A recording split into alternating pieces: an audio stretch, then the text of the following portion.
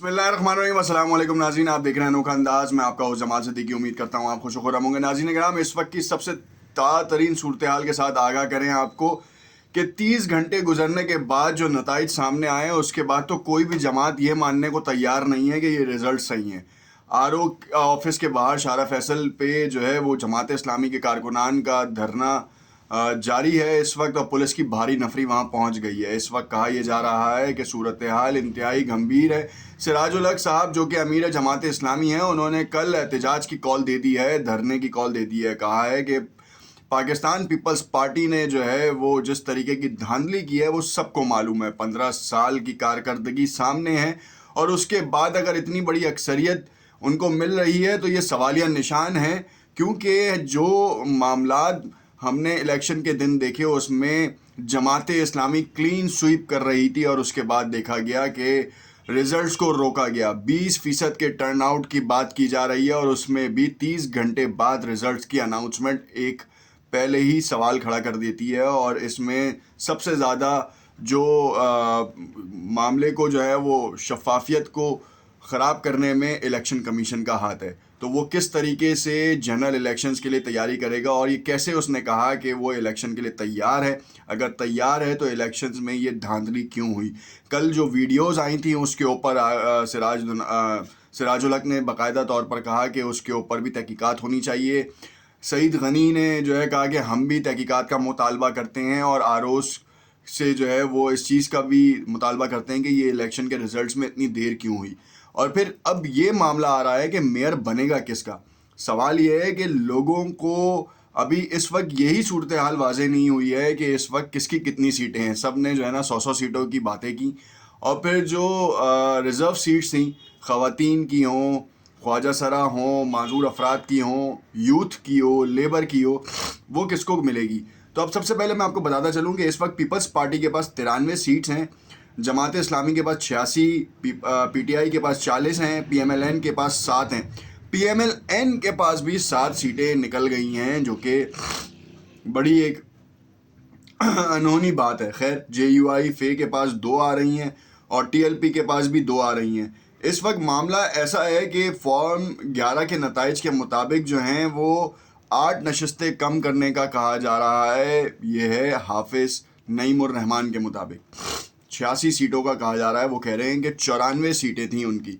अब जो 94 सीटों की बातचीत की जा रही है उनकी तरफ से, अगर तो 94 आती हैं तो फिर भी वो वाज़ेह अक्सरियत उनको हासिल नहीं है। तो अब जो सवाल कराची वाले कर रहे हैं वो ये है कि मेयर बनेगा किसका।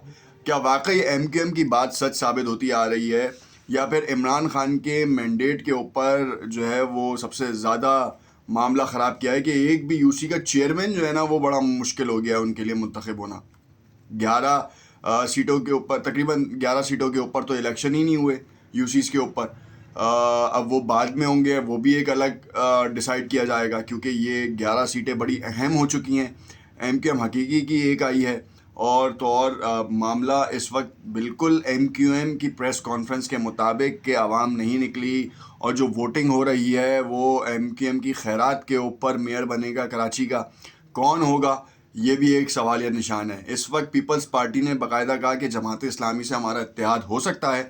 अब जमात इस्लामी जो इल्ज़ाम लगा रही है पीपल्स पार्टी पे, तो क्या वाकई इत्तेहाद होगा या नहीं, ये एक वाज़ेह हकीकत है कि अगर तो ये बनाते हैं तो ठीक है, नहीं तो फिर पीटीआई और जमात क्या दोनों मिलेंगे, ये भी एक बड़ा सवालिया निशान है। क्योंकि पीटीआई कह रही है जमात के साथ हम मिल जाएंगे, और पीपल्स पार्टी कह रही है जमात के साथ मिल जाएंगे, मगर जमात जो है अभी तक उसका वाज़ेह इशारा नहीं आया कि वो किसके पास से मिलना चाह रहे हैं। क्योंकि हाफिज़ नईमुर रहमान के ऊपर जितना पैसा जमात इस्लामी ने खर्च किया है, ये भी एक बड़ा सवालिया निशान है कि ये पहली बार ऐसा हुआ है कि जमात इस्लामी इतना एक्टिवली इन चैनल्स के ऊपर उन्होंने परफॉर्म किया, डिजिटल साइट के ऊपर ख़ास तौर पे।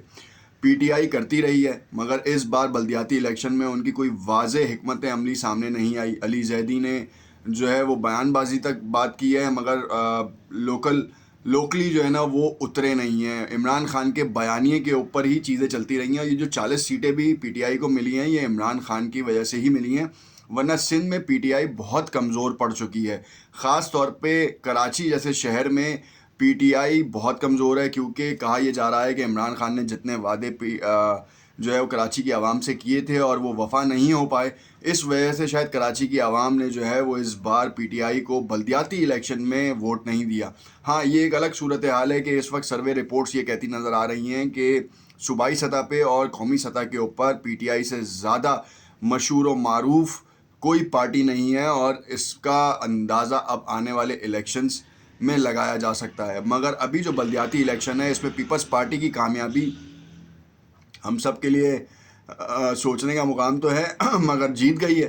اور جب تک کہ اس کے اوپر تحقیقات نہیں ہوتی وہ ایک الگ کہانی ہے. ایم کیو ایم کا مشاورتی اجلاس اور لیبر اجلاس جو ہے وہ اب کارکنان کا وہ کل ہے اور پرسوں بدھ کے دن، اور اب دیکھنا یہ ہے کہ کیا واقعی وہ اس میں کوئی ایسا کام کرتے ہیں جس سے یہ تاثر ملے کہ وہ حکومت سے الگ ہو رہے ہیں. کیونکہ اشارے تو انہوں نے دیے، مگر اب عملی طور پر وہ کیا واقعی حکومت سے الگ ہو کر وفاق کو بھی جھٹکے میں ڈالنے کی پوری کوشش کر رہے ہیں یا نہیں، اور کیا وفاق ان کے ہلنے سے یا ان کے الگ ہونے سے جھٹکے میں آئے گا. وزیر اعظم شہباز شریف اپنی کرسی سے دستبردار ہو جائیں گے، اور جو اشارہ دیا ہے عمران خان نے قومی اسمبلی میں واپس جانے کا، اس سے کیا تاثر ملتا ہے یہ تو آنے والا وقت بتائے گا. مگر اس وقت جو سب سے بڑا سوال ہے وہ یہ ہے کہ حافظ نعیم الرحمن جو ہیں وہ میئر کراچی منتخب ہوتے ہیں یا نہیں، کیونکہ نجمی عالم جو ہیں وہ مضبوط کینڈیڈیٹ ہیں، پیپلز پارٹی کی سیٹیں بھی زیادہ ہیں. تو اب جو ہے وہ سوال ہے کہ حافظ نعیم الرحمن میئر بنیں گے یا ڈپٹی میئر بنیں گے اگر تو پیپلز پارٹی سے اتحاد ہوتا ہے. میرا نہیں خیال، ذاتی رائے یہ ہے کہ پیپلز پارٹی کے ساتھ جماعت اسلامی کا اتحاد ہو جائے گا، مگر عمران خان کے ساتھ نہیں ہوگا. کیونکہ عمران خان نے جماعت اسلامی کو خیبر پختونخوا میں سخت چیلنج دیا ہے اور سخت مقابلہ بھی ہوا ہے ماضی کی حکومتوں میں، اور بڑی ہی سیٹیں کھا چکی ہے جماعت اسلامی کی، پنجاب میں بھی، خیبر پختونخوا میں بھی اور بلوچستان میں بھی، اور سندھ میں تو کھائی ہیں. کراچی میں بھی آپ نے دیکھا کہ 2018 کے الیکشن میں کیا کام کیا، اور اس وقت بھی گاہے بگاہے جو ہے وہ ان کے اوپر الزام تراشیاں کرتے رہے ہیں. سراج الحق سے زیادہ حافظ نعیم الرحمن کی اس وقت سندھ میں چلتی ہے، اور مقبول لیڈر بھی ہیں، اور جو ان کا بیک گراؤنڈ ہے اس سے بہت زیادہ لوگ انسپائر ہیں. اب یہ لوگ سوچ رہے ہیں کہ حافظ نعیم الرحمن تو واضح کینڈیڈیٹ تھے اور جماعت اسلامی واضح طور پر اکثریت حاصل کر رہی تھی، مگر آخر ایسا کیا ہوا جس کے بعد یہ کہانی ہوئی. حافظ نعیم الرحمن کے مطابق جو ہے وہ سیٹیں ان کی 94 ہونی چاہیے تھی، جو کہ 86 ہیں. اب دیکھنا یہ ہے کہ کیا واقعی رد و بدل ہوا ہے. اب اس رد و بدل کی کہانی کے لیے تو بڑا ٹائم لگے گا اسکروٹنی میں بھی، اس وقت تک تو حکومت ہی چلی جائے گی، اور بلدیاتی الیکشن کو 2 سال بیت جائیں گے جب فیصلہ آئے گا. ہم نے ماضی میں بھی ایسے فیصلے بہت دیکھے، اور اس کے ساتھ ہم آپ کو بتائیں کہ یہ تو چلتے رہے گا. ہوگا کیا، میئر کون ہوگا، اب سے کچھ دیر بعد آپ کو اطلاع دیتے ہیں، کیونکہ اس وقت جو ہے وہ احتجاج کی کال دی گئی ہے، اور احتجاج کے حوالے سے الیکشن کمیشن کے باہر احتجاج ہو بھی رہا ہے. اس وقت جماعت اسلامی کے کارکنان کا پولیس کی بھاری نفری پہنچ چکی ہے. خدا نہ خواستہ کوئی اگر ذرا سی بھی شرپسندی ہوتی ہے تو پھر معاملات بگڑ سکتے ہیں. دیکھتے رہیے گا انوکھا انداز. لیٹسٹ اپڈیٹس کے ساتھ ہمارے ساتھ جڑے رہیں. چینل کو لائک اینڈ سبسکرائب ضرور کریں. شکریہ.